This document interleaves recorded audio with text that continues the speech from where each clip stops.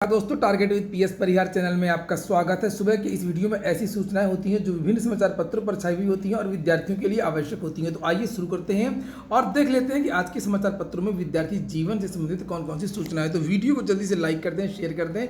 जिन छात्रों ने चैनल को अभी भी सब्सक्राइब न किया हो तो जल्दी से सब्सक्राइब कर लें ताकि आप लोगों को भी इसी प्रकार की ऑथेंटिक अपडेट सबसे पहले मिलती रहे। आगे बढ़ने से पहले एक सूचना उन विद्यार्थियों के लिए है जो विद्यार्थी UP triple S C PET की तैयारी कर रहे हैं। वे सभी अभ्यर्थी किरण पब्लिकेशन, यहाँ पर देखिए लिखा है किरण, और किरण पब्लिकेशन की इस बेस्ट बुक को ले सकते हैं। ये सॉल्व पेपर है जिसमें 54 सेट्स हैं और 7500 से ज़्यादा वस्तुनिष्ठ प्रश्न हैं।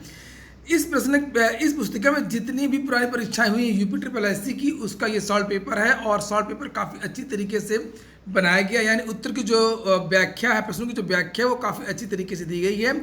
सभी कापी किताबों की दुकानों में किरण पब्लिकेशंस की ये पुस्तकें मिल जाएंगी। और अगर आप लोग ऑनलाइन मंगवाना चाहते हैं तो उसकी लिंक मैंने डिस्क्रिप्शन बॉक्स में दे दी है, वहाँ पर जाकर के आप लोग ऑनलाइन भी मंगवा सकते हैं। किरण इंस्टीट्यूट ऑफ कैरियर एक्सीलेंस यानी किरण पब्लिकेशंस की ये जो पुस्तकें हैं वो इंग्लिश मीडियम में भी उपलब्ध है, हिंदी मीडियम में भी उपलब्ध है, आप लोग यहाँ पर देख सकते हैं। और अलग अलग प्रकार की पुस्तकें आती हैं, यानी कि संपूर्ण गाइड भी आती है, सॉल्व पेपर भी आती है, प्रैक्टिस सेट भी आती है। अधिक जानकारी के लिए लिंक मैंने डिस्क्रिप्शन बॉक्स में दे दी है, वहाँ पर जाकर के आप लोग ऑनलाइन मंगवा सकते हैं। चलिए शुरू करते हैं आज की सूचनाओं को। सबसे पहले बात करेंगे 54,000 पदों को भरने की कैबिनेट ने मंजूरी प्रदान की है। कल उत्तर प्रदेश सरकार ने लगभग 16 प्रस्तावों को मंजूरी दिया है, उसके बारे में मैंने कल भी वीडियो बनाया था। ये देखिए यहाँ पर लिखा है 10,000 नए पद सृजित करने पर भी लग गई है मोहर। मेडिकल के 52,000 पदों पर जल्द होगी भर्ती। परिवहन विभाग में भी सिपाहियों के 500 पद भरने की मंजूरी मिली है। यहाँ पर नीचे लिखा कि यूपी सरकार अपने राजकीय मेडिकल कॉलेजों व सुपर स्पेशलिटी अस्पतालों में जल्द ही 52,000 पदों पर भर्तियां करेगी। इसमें से 10,000 नए शैक्षणिक व गैर शैक्षणिक पद सृजित करेगी। इसे कैबिनेट ने मंगलवार को मंजूरी दे दी है। 2021 में 45,127 पदों पर भर्ती की मंजूरी दी जा चुकी है। साथ ही 2,000 डॉक्टरों की भी भर्तियां होंगी। अस्पतालों में कई तरीके की वैकेंसी होती हैं। लैब टेक्नीशियन की होती हैं, जूनियर असिस्टेंट की होती हैं, डॉक्टरों की होती हैं, नर्सेस की होती हैं, वार्ड बॉय की होती हैं। इन सभी पदों पर भर्तियां की जानी हैं। लिखा कि इस तरह से कुल 57,127 पदों पर भर्तियां होंगी, जिनमें से 5,000 पदों पर भर्ती की प्रक्रिया पूरी हो चुकी है। प्रदेश सरकार जल्द ही शेष पदों पर भर्ती की जो प्रक्रिया वो शुरू करेगी। मुख्यमंत्री योगी आदित्यनाथ की अध्यक्षता में मंगलवार को हुई कैबिनेट की बैठक में यह निर्णय लिया गया। चिकित्सा शिक्षा के प्रमुख सचिव आलोक कुमार ने बताया कि मेडिकल कॉलेजों, संस्थानों और सुपर स्पेशलिटी अस्पतालों में विभिन्न श्रेणी की पदों पर भर्ती होनी है। इसमें से 15,000 पदों पर नर्सिंग पैरामेडिकल स्टाफ भी शामिल है। इसके तहत अस्पतालों में बेड की संख्या व मेडिकल कॉलेजों में सीटों की संख्या के आधार पर पदों का निर्धारण एक तय फार्मूले से होगा। नए बन रहे मेडिकल कॉलेजों के अलावा चिकित्सा विश्वविद्यालयों व सुपर स्पेशलिटी अस्पतालों में लखनऊ के पीजीआई, लोहिया आयुर्विज्ञान संस्थान, KGMU Kalyan Singh super speciality cancer संस्थान व अस्पताल को यूपी आयुर्विज्ञान संस्थान सैफई, नोएडा के बाल चिकित्सा व स्नातकोत्तर शैक्षणिक संस्थान नोएडा में स्नातक परास्नातक पाठ्यक्रमों के मद्देनजर एमसीआई मानकों के तहत सृजित होंगे और इसका अनुमोदन मुख्यमंत्री करेंगे। मंगलवार को सरकार ने 10,000 भर्तियों को मंजूरी प्रदान कर दी है। यह भर्ती प्रक्रिया जल्द ही शुरू हो जाएगी। वहीं पर पीजीआई के कर्मियों को एम्स की तरह भत्ता दिया जाएगा। यहाँ पर कुछ और भी फैसले लिखे हैं कि परिवहन विभाग में सिपाहियों के 500 पदों पर को भरने की मंजूरी प्रदान कर दी है। पद भले ही सिपाही का है लेकिन बहुत कमाई वाला पोस्ट है और आरटीओ से कम नहीं होता है। कहावत है, ये उतना तो नहीं होता है लेकिन एक कहावत है। अच्छा माला माल वाली पोस्ट होती है ये सिपाहियों की। और परिवहन विभाग में प्रवर्तन दल के सिपाहियों के 500 पदों पर भर्ती कराई जाएगी। यह भर्ती विभागीय न होकर के अधीनस्थ सेवा चयन आयोग, यानी कि अब ये भर्ती जो है पहली बार यूपी ट्रिपल एस सी से होने जा रही है। नीचे यहाँ पर लिखा है कि कैबिनेट ने परिवहन के इस प्रस्ताव को मंजूरी दे दी है। बैठक के बाद परिवहन मंत्री दयाशंकर ने बताया कि अब परिवहन विभाग के प्रवर्तन दल के सिपाही समूह घ नहीं बल्कि समूह ग के तहत भर्ती होंगे। भर्ती के लिए शैक्षणिक योग्यता इंटरमीडिएट कर दिया गया है। तो अगले वाले पीईटी से आपको ये भर्ती भी देखने को मिल सकेगी। वो वाहन की फिटनेस जांच में भी 1500 लोगों को रोजगार मिलेगा। प्रदेश की वाहनों की फिटनेस जांच के लिए अब हर जिले में ऑटोमेटिक परीक्षण स्टेशन बनेंगे। इससे वाहनों का परीक्षण तेजी से हो सकेगा। पूरी तरीके से फिट वाहन चलने से सड़क दुर्घटनाओं में कमी आएगी। ये परियोजना पीपीपी मॉडल पर चलेगी। स्टेशन स्थापित करने में 500 करोड़ का निजी निवेश होगा। इसके जरिए 1500 लोगों को रोजगार मिलेगा। परिवहन विभाग के इस प्रस्ताव को कैबिनेट ने मंगलवार को मंजूरी प्रदान कर दी है। लखनऊ, कानपुर, आगरा को छोड़कर के बाकी सभी जिलों में एक एक पीपीपी मॉडल पर बनेगा। जब गवर्नमेंट कोर्ट से बचने के लिए शासनादेश जारी कर सकती है तो पीएनपी सचिव भाई कोर्ट से ऐसा क्या वो चाहते हैं जो अभी दे नहीं है रिजल्ट, इसलिए सभी से।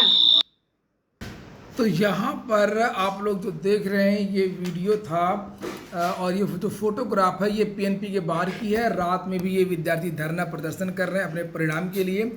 ये विद्यार्थी परिणाम की मांग कर रहे हैं। समाचार पत्रों के माध्यम से भी जानकारी दी गई है। विद्यार्थियों का भी दावा था कि जो शासन ने मंजूरी प्रदान कर दी है और जो पुराना परिणाम है वो निरस्त कर दिया गया है, लेकिन जानबूझ करके पीएनपी परिणाम जारी नहीं कर रहा है और पीएनपी हमेशा से बहुत सारा झूठ बोलता है।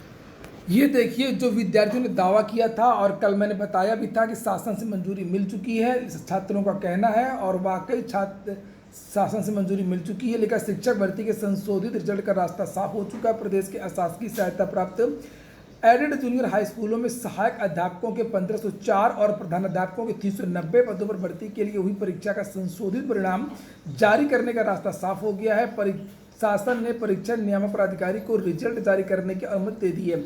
हाई कोर्ट के आदेश पर शासन ने 12 अप्रैल को एक समिति का गठन करते हुए परीक्षा में फेल अभ्यर्थियों की आपत्ति दर्ज करवाई थी। तो यही है कि यहाँ पर ये लिखा हुआ है प्रमुख सचिव दीपक कुमार की ओर से मंगलवार को सचिव परीक्षा नियामक प्राधिकारी को पत्र जारी करके 15 नवंबर को घोषित परीक्षा फल निरस्त करते हुए संशोधित परिणाम घोषित किए जाने की अनुमति प्रदान कर दी है। तो इन विद्यार्थियों का कहना है कि पीएनपी कह रहा है कि हम पिछले 24 से लेकर के 36 घंटे में आने वाले परिणाम जारी कर देंगे, लेकिन ये आखिरकार परिणाम जारी क्यों नहीं कर रहा। वीडियो पूरा इंपॉर्टेंट है, इसलिए वीडियो को पूरा देखने की कोशिश करें। यहाँ पर लिखा असिस्टेंट प्रोफेसर भर्ती के लिए लगभग 911 पदों पर ये भर्ती हो रही है। 981 पदों पर ये भर्ती हो रही है और 1,14,514 विद्यार्थियों ने रजिस्ट्रेशन करवाया है। 30 अगस्त की आधी रात तक फीस जमा करने का समय दिया गया था। विज्ञापन संख्या 51 के तहत ये भर्ती हो रही है। असिस्टेंट प्रोफेसर की एडेड महाविद्यालयों में भरे जाएंगे ये पद।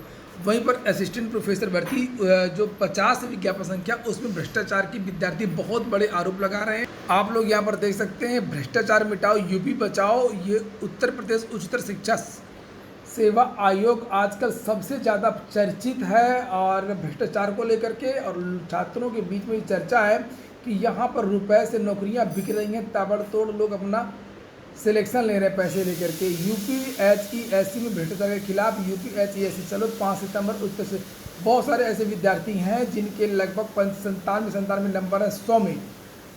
और विद्यार्थियों का ये कहना है कि इतने ज़्यादा नंबर तो कभी किसी के नहीं आ सकते हैं और इसकी एक जाँच करवाई जाए।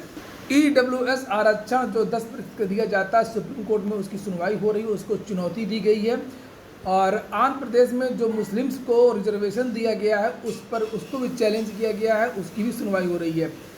यहाँ पर लिखा है कि सुप्रीम कोर्ट की संविधान पीठ आर्थिक रूप से कमज़ोर वर्गों के लिए 10% आरक्षण की संवैधानिक वैधता पर 13 सितंबर से सुनवाई करेगी।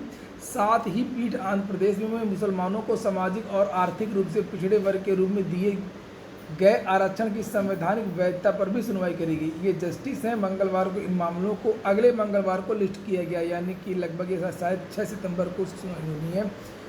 और यहाँ पर लिखा कि CJI UU Lalit, justice Dinesh Maheshwari, justice S Ravindra Bhatt और जस्टिस बेला M त्रिवेदी और जस्टिस JB पारदीवाला की 5 सदस्यीय पीठ ने मंगलवार को इन मामलों को अगले मंगलवार यानी 6 सितंबर को लिस्ट किया है और उस दिन सुनवाई पूरी करने के लिए समय सीमा निर्धारित करने का निर्णय लिया जाएगा। पीठ ने कहा कि मामले की सुनवाई 13 सितंबर को होगी। मुस्लिम SEBC आरक्षण से संबंधित मामला 2005 की दीवानी अपील है। इसके बाद वहीं पर रेलवे ग्रुप डी की सभी परीक्षाएं जो भी लगातार हो रही हैं उसमें विद्यार्थी काफ़ी कम पहुंच रहे हैं। लिखा कि रेलवे की भर्ती परीक्षा में 40% से भी कम उपस्थिति है। रेलवे भर्ती बोर्ड की ओर से मंगलवार को आयोजित सीबीटी लेवल 1 परीक्षा में 60% से अधिक अभ्यर्थियों ने परीक्षा छोड़ दी। पहली पारी में कुल 14,176 में से केवल 5,334 अभ्यर्थी उपस्थित रहे। इस तरह से 37.63% उपस्थित रही। ऐसा नहीं है, जितनी भी परीक्षाएं हो रही हैं, जितने भी चरणों में लगभग 50% विद्यार्थी ही परीक्षा दे रहे हैं औसतन। दूसरी सूचना रेलवे की ये कि जो थर्ड फेज की जो परीक्षा हो रही है रेलवे ग्रुप डी की, उनका सिटी इंटीमेशन आ गया है कि आपकी परीक्षा किस शहर में हो रही है। तो जाकर के लिंक एक्टिवेट हो गई, जाकर के आप लोग देख सकते हैं, अपना रिजर्वेशन इत्यादि करवा सकते हैं। टीजीटी और पीजीटी के लिए छात्रों ने ज्ञापन दिया परीक्षा तिथि की घोषणा के लिए। उसके बारे में भी आज के बहुत सारे समाचार पत्रों में जानकारी दी गई है। हालांकि मैंने तो कल ही आपको बता दिया था इसके बारे में। टीजीटी पीजीटी 2022 की परीक्षा तिथि और टीजीटी पीजीटी 2021 की परीक्षा सूची के लिए अभ्यर्थियों ने मंगलवार को माध्यमिक शिक्षा सेवा चयन बोर्ड की सचिव को ज्ञापन दिया। उन्होंने अभ्यर्थियों को आश्वस्त किया कि जैसे ही बोर्ड का गठन होता वैसे ही परीक्षा तिथि घोषित कर दी जाएगी। अभी चूंकि सदस्य नहीं है इसलिए बोर्ड का गठन नहीं हो पाया है। अभ्यर्थियों ने कहा कि इस पर जल्द निर्णय नहीं हुआ तो आंदोलन तेज करेंगे। ज्ञापन देने वालों में शीतला प्रसाद ओझा, अंकित कुमार यादव, सुनील संजीव आदि शामिल। उत्तर प्रदेश लोक सेवा आयोग की भी कुछ सूचना है, जैसे कि ग्राम नियोजन विभाग में समूह घ के सहायक वास्तुविद नियोजक का एक पद सीधी भर्ती का अंतिम परिणाम घोषित कर दिया गया है। कोर्ट के आदेश पर इंटरव्यू में एक नया अभ्यर्थी शामिल होगा। उत्तर प्रदेश लोक सेवा आयोग ने व्यावसायिक शिक्षा एवं कौशल विभाग श्रेणी के तहत प्रधानाचार्य श्रेणी 2, उप प्रधानाचार्य सहायक निदेशक के 74 पदों पर भर्ती के लिए न्यायालय के आदेश पर अभ्यर्थी रवि गुप्ता को भी साक्षात्कार में शामिल करने का आदेश दिया। कार्मिक अधिकारी के पद पर शर्त का चयन कर लिया गया। ये देखिए, ये समाचार पत्र है, इसमें भी टीजीटी और पीजीटी के बारे में जानकारी दी गई है कि सहायता प्राप्त माध्यमिक विद्यालयों में प्रशिक्षित स्नातक टीजीटी और प्रवक्ता पीजीटी की परीक्षा तिथि घोषित करने 21 की परीक्षा सूची को लेकर के वही जो सूचना है। अंजना गोयल से छात्रों ने मुलाकात की और उन्होंने बताया कि चयन बोर्ड का गठन होने के बाद बैठक बुला करके परीक्षा तिथि घोषित की जाए। ये हो गया आज का वीडियो। पूरा वीडियो सुनने के लिए बहुत बहुत धन्यवाद।